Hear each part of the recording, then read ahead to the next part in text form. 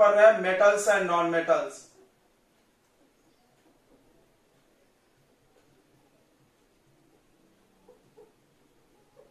तो metals and non metal chemistry का first chapter है। इसके पहले हमने केमिस्ट्री के आपको 2 चैप्टर्स पढ़ा दिए हैं, that is acid base and salt and chemical reaction. अगर आपने वो नहीं पढ़ा है तो ये चैप्टर में आपको पक्का दिक्कत होने वाला है। क्यों? क्योंकि केमिस्ट्री का बेसिक कॉन्सेप्ट हमने पहले चैप्टर में पढ़ाया है और 30%, ध्यान दो, इस चैप्टर का 30% टॉपिक ऑलरेडी उन दोनों चैप्टर्स में कवर हो गया है। तो आपसे निवेदन है कि अगर आपने पहला चैप्टर और दूसरा चैप्टर नहीं देखे हैं तो आप मेरे से लिंक मांग ले। I will send you the link of the first and second chapter of the chemistry. Okay बच्चों, तो ये चीज ध्यान रखेंगे, बहुत इंपॉर्टेंट है। अब इसके लिंक मांग ले, क्योंकि लिंक अनलिस्टेड होते हैं, आपको मिलेंगे नहीं यूट्यूब पे सर्च करने से। सो आप अगर व्हाट्सअप करोगे मेरे को इंडिविजुअली, देन हम आपको सेंड कर देंगे लिंक। ओके बच्चों, तो इसलिए जरूरी है कि आप पहला 2 चैप्टर देख ले और तब इसको देखें। बट इसका यह मतलब नहीं कि इसको छोड़ के चले जाओ देखने, तो फिर धोबी के कुत्ते वाला हाल हो जाएगा, ना घर का ना घाट का। वो तो गया ही गया, ये भी चला जाएगा। तो कोई बात नहीं है, हम कोशिश करेंगे जो छूटा है थोड़ा थोड़ा शॉर्ट में बता दें। ठीक है, तो चालू करते हैं। जैसा कि चैप्टर का नाम ही बोल रहा है मेटल्स एंड नॉन मेटल्स, तो मतलब कुल मिलाकर इस चैप्टर में हमको मेटल और नॉन मेटल के बारे में सब कुछ पढ़ना है। मतलब सब कुछ, मतलब केमिस्ट्री में 2 ही चीज पढ़ाई जाती है, सब कुछ में 3 बोल सकते हो। पहला उनकी फिजिकल प्रॉपर्टी, पहला डेफिनेशन व्हाट इज, क्या है वो। उसके बाद उनका फिजिकल प्रॉपर्टी, फिजिकल समझता होगा, फिजिकल मतलब जिसमें उसका इंटरमोलिकुलर स्ट्रक्चर चेंज नहीं हो। और दूसरा केमिकल प्रॉपर्टीज पढ़ाया जाता है, केमिकल प्रॉपर्टीज मतलब रिएक्शन वो किससे किससे करते हैं। और तीसरा यूज। तो यही चीज हम लोग पढ़ेंगे इस चैप्टर में। ठीक है बच्चों, तो चलो जल्दी से चालू करते हैं। बहुत आसान चैप्टर है केमिस्ट्री का और बहुत इंपॉर्टेंट भी है। तो देखो, तो जैसा कि तुम जान रहे हो कि ये नाम कहां से आए हैं, तो एलिमेंट से। सभी लोग अगर 9th में पास आउट है तो सभी लोग जानते होंगे एलिमेंट्स क्या होता है। एलिमेंट्स वो प्योर सब्सटेंस होता है, that type of pure substance which is made by similar kind of particles. ऐसा प्योर सब्सटेंस जो एक ही प्रकार के पार्टिकल से बने हो उसको एलिमेंट बोलते हैं, राइट। एलिमेंट क्या है? ये प्योर सब्सटेंस है, pure substance which is made by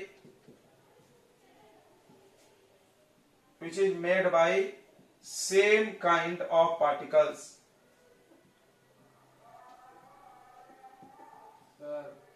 हाँ, एक 7 फीट की ला दी है मैंने। ठीक है, एलिमेंट क्या है? The pure substance which is made by same kind of particles is called element.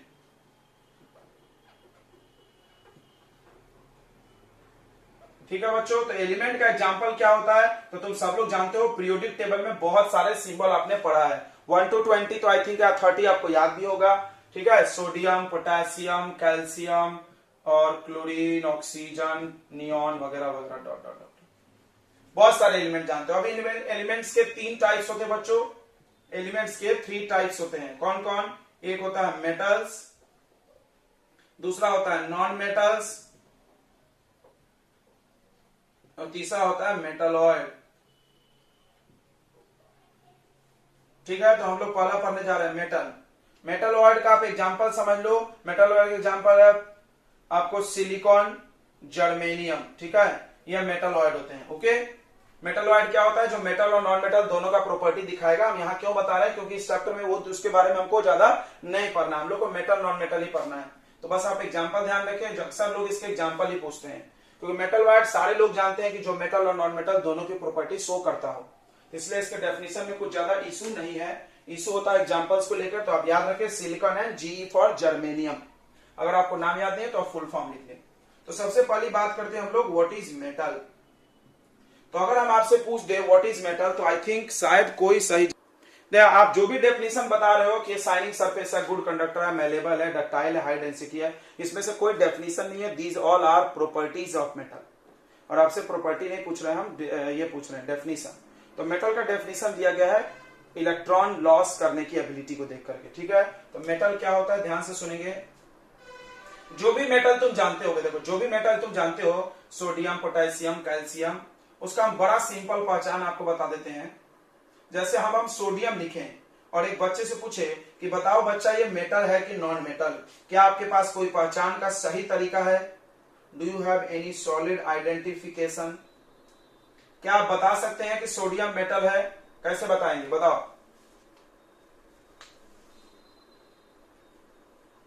हाँ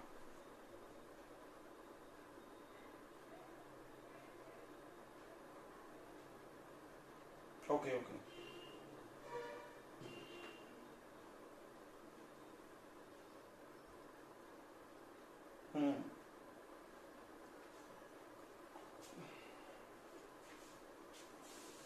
बनाने का सही तरीका सिखाते हैं बच्चों।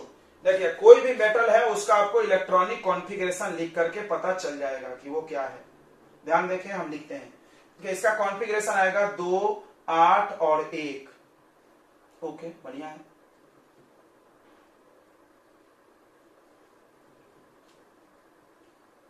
कैल्शियम का एटॉमिक नंबर 20 होता है 2, 8, 8, 2 और एल्यूमिनियम का एटॉमिक नंबर 13 होता है 2, 8, 8 और नहीं सॉरी 2, 8, 10 हो गया 3। अब हम क्लोरीन एक लिख लेते हैं एटॉमिक नंबर 17 2, 8 और 2, 8, 2, 10 और कितना आएगा 7। अब ध्यान दे, अब तुम ध्यान दो, इसके लास्ट का वैलेंस इलेक्ट्रॉन 1 है, इसका वैलेंस इलेक्ट्रॉन 2 है, इसका 3 है और इसका 7 है। तो ध्यान से सुनेंगे मेरी बात को। मेटल वो होता है जिसका वैलेंस इलेक्ट्रॉन 1, 2 या 3 आना चाहिए। ओ याद रखो। अच्छा है कुछ आप लोगों ने समझदारी से जवाब दिया। अक्सर हम जनरली जब बैच में पूछते हैं, आज पहली बार हमको समझदारी जवाब मिला है, तो हम बैच में पूछते हैं बच्चों को पूछते हैं मेटल कैसे पहचान में आता है, तो बच्चे बोलते हैं चमकता है, गुड कंडक्टर होता है, मेलेबल। हम बोर्ड पे ऐसे सोडियम लिख देते हैं और बोलते हैं चमका के दिखाओ इसको चमका के दिखाओ, इसको गुड कंडक्टर दिखाओ। अब हम बोर्ड पे लिखे हम सिंबल, हमको वो बच्चा बताओ कि सिंबल लिख के हमको कुछ पता चल जाए। ऐसा नहीं तुमको हाथ में सोडियम मेटल दे रहे हैं कि तुम पता करो, वो तरीका अलग होगा। हम गुड कंडक्टर चेक करेंगे, हम आपको सोडियम मेटल ला के दिए, बट पढ़ाई में तो ऐसा नहीं। पढ़ाई में कुछ ऐसा मेथड होना चाहिए हम लिख के बता सकें। तो ये तरीका है जो लिख के पता चल जाएगा this is not metal because इसके लास्ट में 7 इलेक्ट्रॉन आ गया। मेटल के कभी भी 1, 2 या 3 से ज्यादा इलेक्ट्रॉन नहीं आएगा। ये एक ऐसा पहचान है जो कभी गलत नहीं होगा। ठीक है, तो ये मेटल का असली प्रॉपर्टी है। अब ध्यान से समझेंगे। अब होता क्या है कि मेटल के वैलेंस इलेक्ट्रॉन 1, 2, 3 है और तुमने पढ़ा होगा कि सभी लोग स्टेबल होना चाहते हैं। सारे जो मेटल है, नॉन मेटल है, जितने भी एलिमेंट है, अगर वो अनस्टेबल है तो वो स्टेबल होना चाहते हैं। स्टेबल होने की रूल क्या बनाई गई केमिस्ट्री में? तो केमिस्ट्री में एक नियम बनाया गया कि स्टेबल होने के लिए आपका ऑक्टेट या डुप्लेट कंप्लीट होना चाहिए या नियरेस्ट नोबल गैस जैसा बन जाइए। तो ये सब लोग के आखिरी में 8 बनेगा तो ये स्टेबल होंगे। इसीलिए ये लोग क्या करते हैं, अपना 1 इलेक्ट्रॉन, 2 इलेक्ट्रॉन और 3 इलेक्ट्रॉन लॉस कर सकते हैं। बिकॉज अगर 1 है तो 7 ले नहीं सकते, 2 है तो 6 नहीं ले सकते, 3 है तो 5 नहीं ले सकते, क्योंकि लेना 3 तक ही अलाउ है और देना भी 3 तक अलाउ है। तो सो इसलिए ये लोग इलेक्ट्रॉन डोनेट करके स्टेबल हो जाते हैं। इसीलिए मेटल का डेफिनेशन ऐसा बनाया गया, मेटल वो है जो इलेक्ट्रॉन डोनेट करे। तो आप ध्यान से देखो सोडियम के कॉन्फ़िगरेशन को, इसके लास्ट में 1 इलेक्ट्रॉन है, इसलिए 1 इलेक्ट्रॉन डोनेट कर देगा। ध्यान से देखिए 1 इलेक्ट्रॉन इससे बाहर निकल जाएगा। बच्चों तुमने पढ़ा होगा कि किसी भी एलिमेंट, किसी भी एटम पे कोई चार्ज नहीं होता है, किसी भी एटम पे कोई चार्ज नहीं होता है। व्हाई नहीं होता है? बिकॉज उसके अंदर इलेक्ट्रॉन्स की संख्या और प्रोटॉन्स की संख्या इक्वल होती है। ठीक है, plus charge minus charge equal होता है, टोटल चार्ज 0। देखो यहाँ पर टोटल चार्ज 0।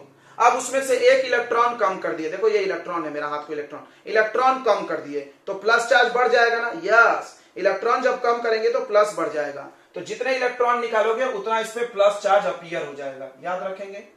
तो इलेक्ट्रॉन लॉस करने से प्लस चार्ज आ गया, देखो +1 बना लिया। कैल्शियम के लास्ट में 2 इलेक्ट्रॉन है तो ये 2 इलेक्ट्रॉन लॉस करेगा और कैल्शियम पे +2 चार्ज बना लेगा बच्चों, 2 इलेक्ट्रॉन बाहर।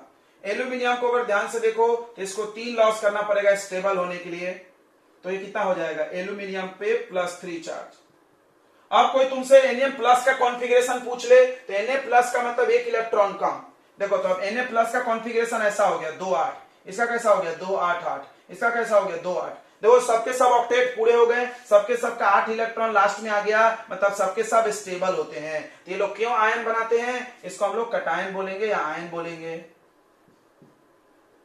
तो मेटल आयन क्यों बना रहे हैं? स्टेबल होने के लिए। क्यों बना रहे हैं बच्चों? स्टेबल होने के लिए। तो मेटल का डेफिनेशन यहीं से निकाला गया। What is metal? तो बोलते हैं ऐसे एलिमेंट जो इलेक्ट्रॉन डोनेट करके पॉजिटिव चार्ज एक्वायर कर ले उनको मेटल बोला जाता है। फिर से, वैसे एलिमेंट जो इलेक्ट्रॉन डोनेट करके पॉजिटिव चार्ज एक्वायर कर ले उसको मेटल बोला जाता है। अब सवाल आ जाएगा कि मेटल इलेक्ट्रॉन डोनेट क्यों करता है, तो जवाब यह है कि मेटल के वैलेंस इलेक्ट्रॉन 1, 2 या 3 होते हैं। अगर उनको स्टेबिलिटी चाहिए तो उनको इलेक्ट्रॉन लॉस ही करना पड़ेगा, क्योंकि गेन करके ऑक्टेट पूरा नहीं हो सकता है, मुश्किल है भाई। ठीक है, इसीलिए इनको इलेक्ट्रॉन डोनेट करना पड़ेगा। ठीक है बच्चों, इतनी बात समझ में आ गई, बहुत अच्छी बात है, बहुत अच्छी बात है। जल्दी से हम लोग इसको नोट कर लेते हैं। मेटल का डेफिनेशन क्या होगा, तो लिखेंगे द एलिमेंट्स। तो पहला डेफिनेशन का जो फर्स्ट वर्ड होता है वो हम हमेशा वो लिखते हैं जिसका ये टाइप है। तो मेटल एलिमेंट का टाइप है तो फर्स्ट वर्ड द एलिमेंट। ठीक है, the element which donate electrons and acquire positive charge is called metal। Example यहां लिखे हैं बहुत सारे, और भी तुम लिख सकते हो, सिल्वर, गोल्ड, कॉपर, ये सब फेवरेट है क्योंकि हम लोग इसको देख रहे हैं, ये तो देखते नहीं है, सोडियम दिखता नहीं है। ओके, तो इससे एक बात निकाली गई, तो बोला गया metals are electropositive। metals are electropositive। what is mean by electropositive? I think you already known that। क्या जान गए होगे तुम, क्योंकि ये प्लस चार्ज बनाते। electropositive means they lost, that is they have या they form positive charge। ये देखो प्लस भी नहीं है, ये पॉजिटिव है, कुछ लोग प्लस भी पढ़ते हैं। they form positive charged ion। ये लोग पॉजिटिव चार्ज आयंस बनाते हैं जिसको आप कैटायन बोल सकते हो। पॉजिटिव चार्ज आयंस को क्या बोल सकते हैं हम लोग, कैटायन बोल सकते हैं। तो कोई पूछते हैं व्हाई मेटल्स आर इलेक्ट्रोपॉजिटिव, तो इलेक्ट्रोपॉजिटिव मींस सबको समझ गया होगा। इलेक्ट्रोपॉजिटिव मतलब ऐसा कोई भी चीज जिसपे प्लस चार्ज हो, कोई भी जिसपे प्लस हो उसको हम इलेक्ट्रोपॉजिटिव बोल सकते हैं, और माइनस चार्ज हो तो इलेक्ट्रोनिगेटिव बोल देंगे। याद रखना इस वर्ड को, काम आएगा अगले भी चैप्टर में, केमिस्ट्री के अगले चैप्टर में भी वर्ड्स काम आते हैं, इलेक्ट्रोपॉजिटिव, इलेक्ट्रोनिगेटिव। तो metals are electropositive, why? Because they form positive charge ions, वो प्लस चार्ज के आयन बनाते हैं। तुमने पढ़ा होगा आयन किसको बोलते हैं, charge atom is called ion. Atom पे जब चार्ज होगा तो उसको आयन बोलेंगे। आयन कितने प्रकार के होते हैं, 2 प्रकार के, कैटायन और एनायन। कैटायन पे प्लस चार्ज, एनायन पे माइनस चार्ज। अक्सर बच्चे कैटायन में कंफ्यूज होते हैं, उनको लगता है कैथोड निगेटिव है तो कैटायन भी निगेटिव होगा। गलत जवाब, याद रखो उल्टा है, cation plus charge, cathode negative charge rod. Okay, चलिए तो आगे हम बढ़ते हैं। अगला हम क्या बता रहे थे कि वाई, अब क्वेश्चन आता है why metals are electropositive. Electropositive क्यों है, तो इसका जवाब यह है कि मेटल के पास वैलेंस इलेक्ट्रॉन 1, 2 या 3 होता है। What is valence electron, the number of electron present in last shell. तो देखो लिख लेते हैं यहां पे, metals have valence electron, metals have 1, 2 or 3, 1, 2 or 3 valence electrons, so they lose या they donate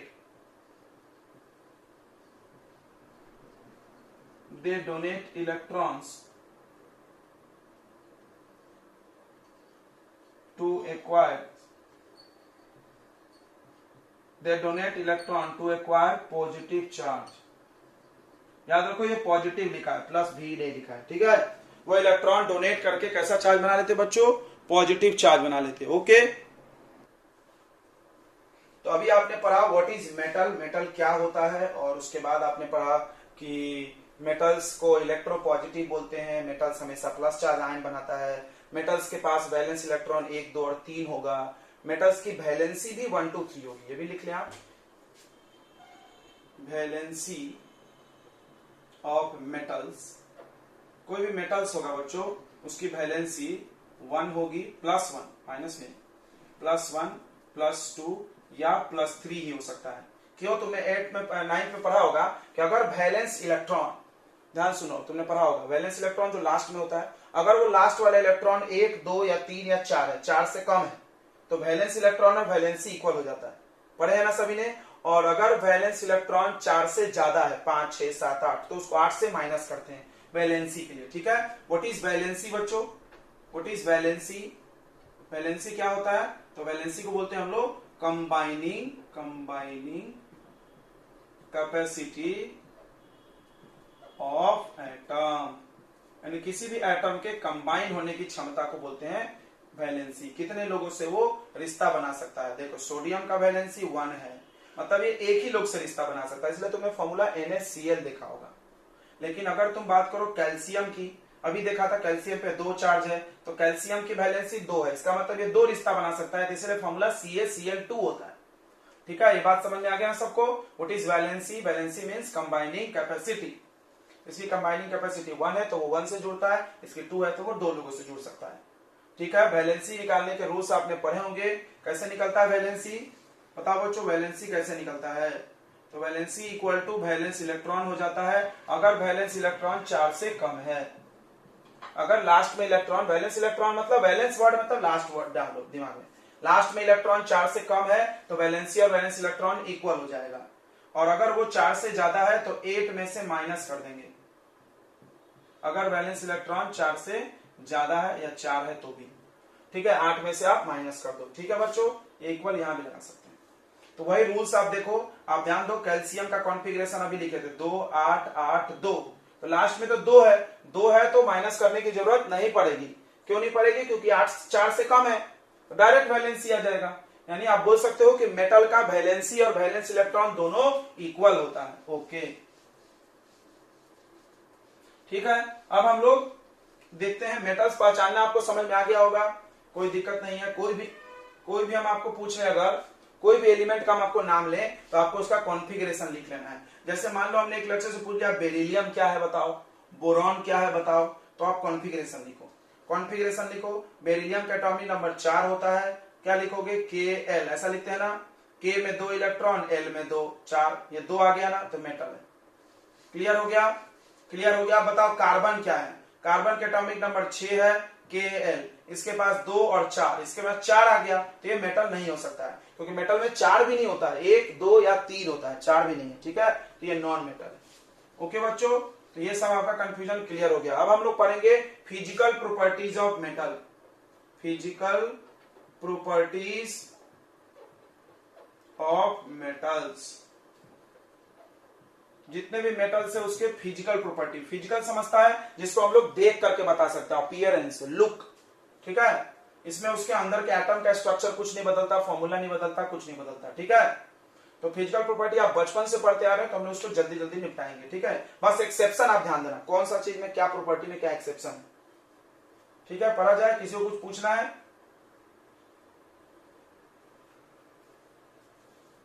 तो बच्चे मैलेबल और मैलिएबिलिटी में कंफ्यूजन देखो, अगर अंत में BITY लगा है तो इसमें इसके डेफिनेशन को तुम एबिलिटी से चालू करो, द एबिलिटी, या द प्रॉपर्टी भी लिख सकते हो, नॉट मतलब प्रॉब्लम नहीं है, प्रॉपर्टी लिखो, या प्रॉपर्टी वर्ड याद करना पड़ेगा ना, एबिलिटी वर्ड इसमें छुपा हुआ है। ठीक है, तो बोल सकते हैं हम लोग द एबिलिटी या property. Actually malleability is a property, और जिसकी प्रॉपर्टी है उसको मैलेबल बोलेंगे। the ability of या the property of metal due to which it can be hammered या beaten भी लिख सकते हो, मार मार के, hammered into thin sheet is called malleability। ठीक है, अब इसको हम लोग देखो कैसे लिखेंगे, ऐसा लिखेंगे, मेटल्स आर, जो मैलेबल है उसको मैलेबल बोलेंगे, metals are malleable. Metals are malleability नहीं बोलेंगे, मेटल्स मैलेबल होता है। ठीक है, मेटल मैलेबल होता है और मेटल के पास जो प्रॉपर्टी है मैलेबल होने की उसको मैलेबिलिटी बोलते हैं। द मोस्ट मैलिएबल मेटल कौन है बताओ?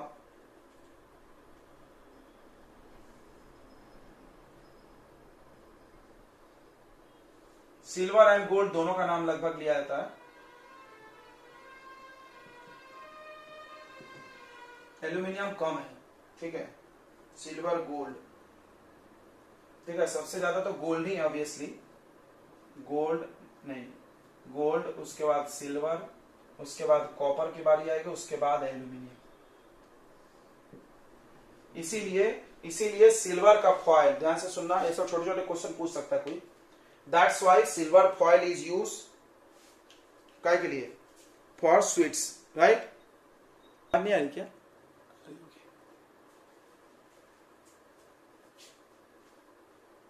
चलो, तो ध्यान रखेंगे कि मेटल का हम लोग जो फॉयल यूज करते हैं पैकिंग ऑफ फूड या स्वीट्स के लिए, चॉकलेट के लिए, मेडिसिन के लिए, सिगरेट के लिए, क्यों यूज करते हैं? Because it is malleable, malleable property के वजह से। आप चाहो तो नोट कर सकते हैं यहाँ पे, नहीं चाहो तो मत लिखो, कोई जरूरत नहीं है, लिख लें यहाँ पे। That's why metal foils like aluminum, silver are used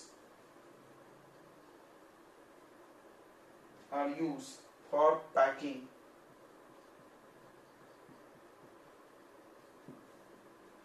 of food items। Biscuit भी आते हैं पैक करके, ओके। चलिए, तो पहला प्रॉपर्टी आपको क्लियर हो गया होगा, malleability. Next property is ductility. Ductility मतलब होता है वायर्स बनने की एबिलिटी। नेक्स्ट प्रॉपर्टी इज बच्चों डक्टिलिटी।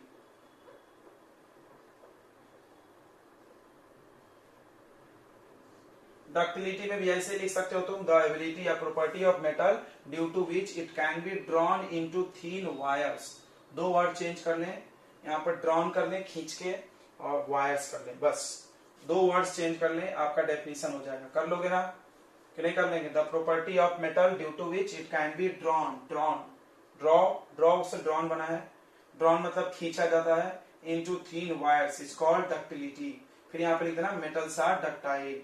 मोस्ट डक्टाइल मेटल, यही छाप लो पूरा, सिल्वर, गोल्ड, कॉपर, एल्यूमिनियम, बस ये पॉइंट मत छापना। तो मेटल्स आर यूज, सो इसलिए, so metals are used to make wires. इसीलिए वायर्स मेटल के बनते हैं, लाइक कॉपर, एल्यूमिनियम, सिल्वर के भी बनते हैं वायर, फोटो उसमें लगता है सोलर सेल में, ठीक है। मोस्ट डक्टाइल मेटल कौन सा है? Silver and gold. गोल्ड के बारे में बच्चों आपके बुक में दिया होगा, 1 ग्राम गोल्ड से कितना किलोमीटर वायर बनता है बताओ? 1 gram gold equal to 1 kilometre, 2 दिया है, 2 किलोमीटर लॉन्ग वायर, याद रखेंगे इसको। 1 ग्राम गोल्ड से 2 किलोमीटर, 2 किलोमीटर बहुत ज्यादा होता है, 2000 मीटर, यानी इतना पतला हो जाएगा कि दिखेगा नहीं आंखों से। इसीलिए गोल्ड फॉयल यूज किया था किसने? रदरफोर्ड ने। Rutherford alpha particle scattering experiment पढ़े होंगे आपने, उसमें गोल्ड फॉयल यूज किया गया था, क्योंकि गोल्ड बहुत ज्यादा मेलेबल और डक्टाइल दोनों है, बहुत पतला बना सकते हैं हम लोग उसको, ठीक है। तो नेक्स्ट प्रॉपर्टी इज, नेक्स्ट लिखा जाए, लिखे क्लास में, बाकी हम पीडीएफ भी भेज देंगे। कुछ लोग होते हैं जिनको नोट्स, बहुत लड़कियां खास करके नोट्स करते रहती हैं। तो नेक्स्ट प्रॉपर्टी है बच्चों कंडक्टिविटी। कंडक्टिविटी में क्या हो गया? Ability of metal to flow electricity, यानी मेटल की एबिलिटी है to pass electricity. The ability of metals to allow the flow of electric current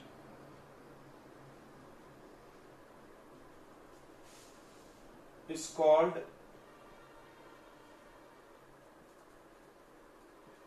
conductivity, ठीक है। नेक्स्ट डायलॉग लिख लें, metals are good conductor of heat का भी good conductor होता है एंड इलेक्ट्रिसिटी का भी।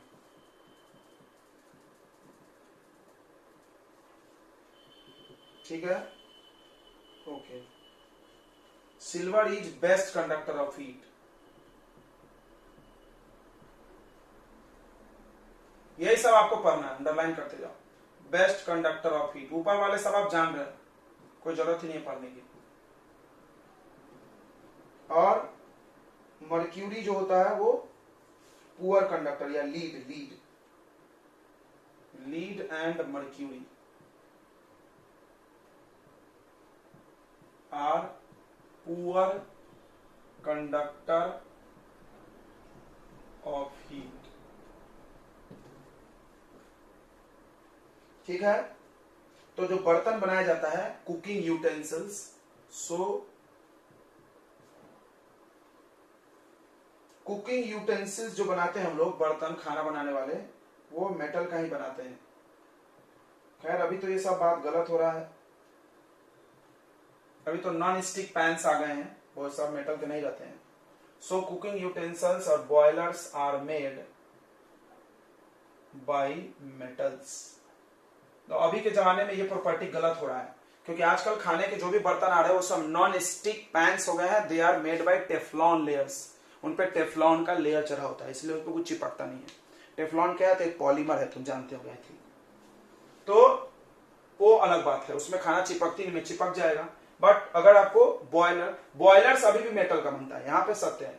बॉयलर जानते होगे तुम, बड़ी बड़ी कंपनियों में बड़े बड़े टैंक जैसा रहता है, उसमें पानी डाल के गर्म करते हैं और स्टीम बनाते हैं। कहाँ पे, कोल पावर प्लांट पड़े हो ना, थर्मल पावर प्लांट, उसमें स्टीम से टरबाइन रोटेट करता है और इलेक्ट्रिसिटी बनता है, तो वहां पर बॉयलर यूज होता है। और भी बहुत सारी कंपनियां जहां पे बॉयलर यूज करते हैं लोग। तो बॉयलर जितने भी होते हैं सब मेटल के बनते हैं, या तो एल्यूमिनियम के या तो कॉपर के बनते हैं। ठीक है, ओके।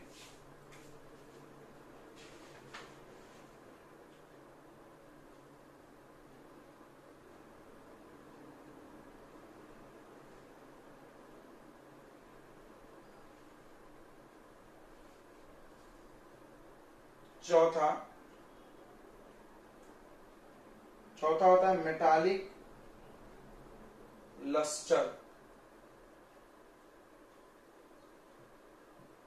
या लक्सरस बोल सकते हो तुम। Metals have shiny surface, this property is called metallic Laksar. Metal का शाइनी सरफेस होता है, इसीलिए इसका ज्वेलरी बनता है।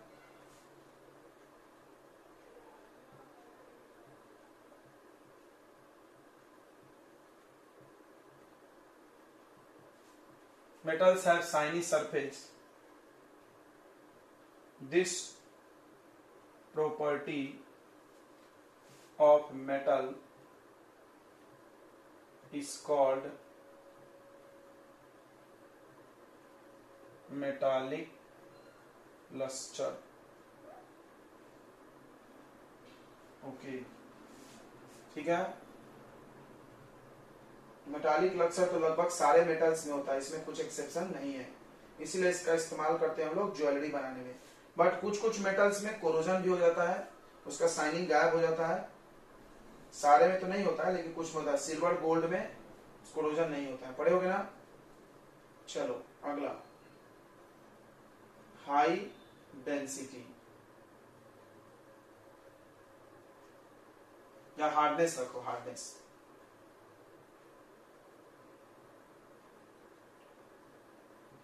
Metals are very hard, metals बहुत हार्ड होते हैं। ठीक है, जैसे एग्जांपल, जितने भी तुम मेटल देखो, लोहा कितना कठोर है, तुम तोड़ोगे टूटेगा नहीं। बट इसमें भी एक्सेप्शन है, ऐसा नहीं बता सकते। लगभग सारे मेटल लग्जरस है, इसमें ज्यादा कम नहीं होता है। हाँ, तो हम लोग तुलना कैसे करते हैं, सोना चांदी को बोलते हैं अच्छा लग्जरस, बिकॉज उसमें शाइनिंग गायब नहीं होती है।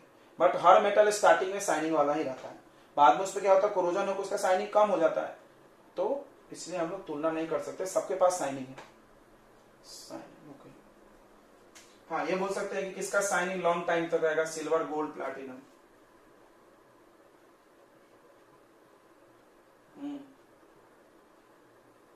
सुन रहे हैं बे, साथ साथ खाली करते।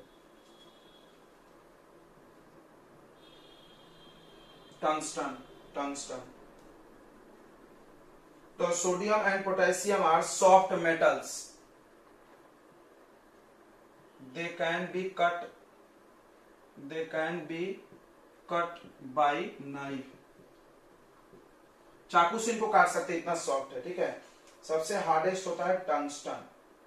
लिखना है तो लिख लो, नहीं लिखना है मत लिखो, कोई ज्यादा जरूरी नहीं है इतना। नेक्स्ट, टंगस्टन हमने बताया था, तो कोई इलेक्ट्रिसिटी चैप्टर में हाई मेल्टिंग पॉइंट बताया था क्या? इलेक्ट्रिसिटी चैप्टर में हमने बताया था बल्ब का फिलामेंट। हार्डेस्ट सब्सटेंस पूछा तुमने कि मेटल पूछा? सब्सटेंस तो डायमंड हो जाएगा बराबर। हमको लगा मेटल पूछ रहे हो तुम, मेटल पढ़ा रहे तो मेटल के सवाल करो यार।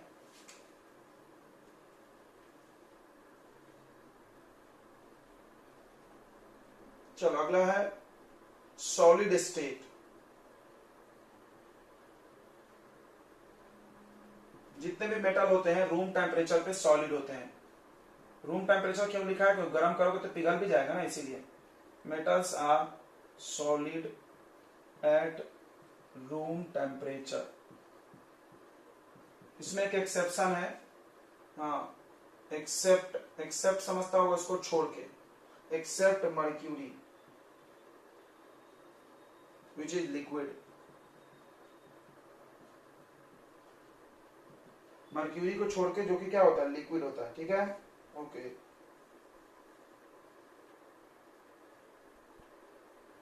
किसी किसी का मेल्टिंग पॉइंट लो भी होता है।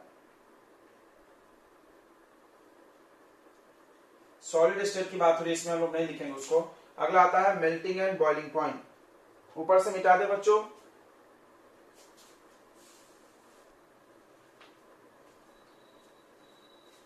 अगला देखें, कौन सा नंबर चल रहा है बच्चों?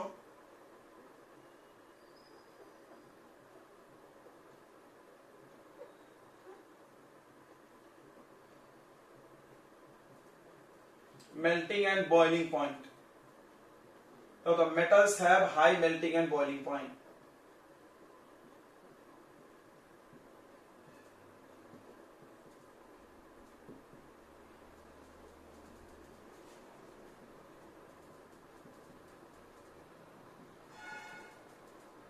मतलब उसको पिघलाने वाला टेम्परेचर भी हाई है, और अगर पिघल गया तो उबालने वाला भी टेम्परेचर हाई है, ठीक है। सबसे हाईएस्ट होता है किसका? टंगस्टन का। सबसे हाईएस्ट किसका है बच्चों? Tungsten, tungsten.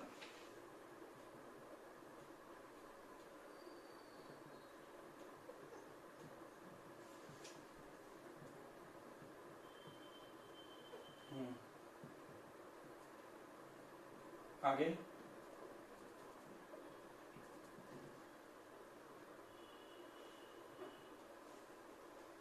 उतना गर्म होता ही नहीं है। पानी 100 पे बॉयलर बनाया क्यों जाता है? स्टीम के लिए। स्टीम 100 डिग्री टेम्परेचर पे स्टीम मिल जाएगा, तो कहां 1000 तक गर्म होगा? 200 300 हार्डली 400 से ज्यादा बॉयलर का टेम्परेचर जाता ही नहीं। मैक्सिमम 400 भी ज्यादा बोल दिया हमने, 300 के ऊपर नहीं जाता, क्योंकि पानी तो 100 पे स्टीम बन जाएगा। हाँ क्या सीधा सवाल हम जान रहे थे तुम यही पूछना चाह रहे हो, तो सीधा सवाल क्यों नहीं पूछ लिया? हम जान रहे थे तुम यही पूछना चाह रहे हो कि टंगस्टन क्यों नहीं लगा बॉयलर बनाने में। बहुत सिंपल सा जवाब है, तुमको पानी गर्म करने के लिए बेस्ट कंडक्टर चाहिए कि बेस्ट मेल्टिंग पॉइंट चाहिए? सोच लो। तो पानी गर्म करना है कि पिघलाना है? तो बस बेस्ट कंडक्टर टंगस्टन तो नहीं है ना। Best conductor is not tungsten, जवाब इसी में है। ओके, तो कुछ मेटल का low melting and boiling point होता है, ध्यान सुने। लोएस्ट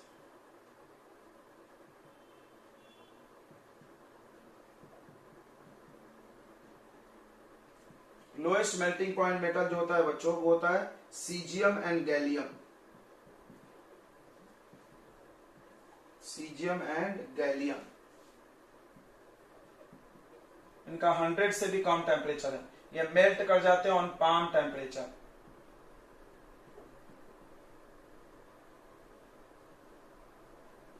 हाथ पे रखो तो पिघल जाएंगे, ठीक है।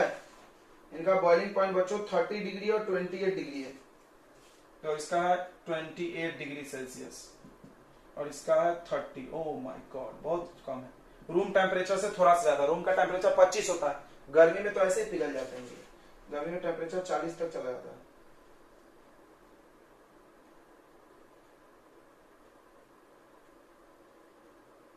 चलो अगला होता है सोनोरस।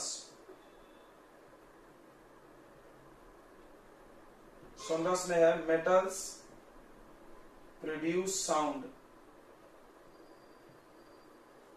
व्हेन गेट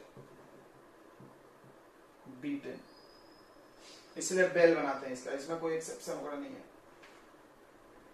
ओके अगला, जनरली मेटल्स बच्चों सिल्वर या ग्रे कलर का होता है, गोल्ड छोड़ दो तो, गोल्ड छोड़ करके और कॉपर छोड़ करके याद रखो जितने भी मेटल हैं वो सब कैसे दिखेंगे, चांदी के कलर के, सिल्वर और ग्रे, थोड़ा भूरा टाइप का और चांदी। याद रखना कोई भी मेटल तुम देखोगे silver grey, silver grey. Zinc देखे होगे तुम, मैग्नीशियम देखे होगे, याद करो मैग्नीशियम भी एल्यूमिनियम जैसा दिखता है, चांदी जैसा।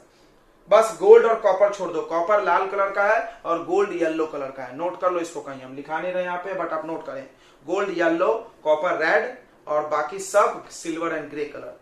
तो आज हम अपने क्लास को यही बंद कर रहे हैं। आज हमने आपको पढ़ा दिया physical properties of metal, that is not very important, chemical property is the most important और सवाल वहीं से आएगा। फिजिकल प्रॉपर्टी से कोई सवाल ना आया था और ना आएगा कभी। ऑब्जेक्टिव बनाए जा सकते हैं इसमें एक्सेप्शन वाले से, बस दैट्स इट। ओके तो चलो मिलते हैं कल इसी टाइम पे।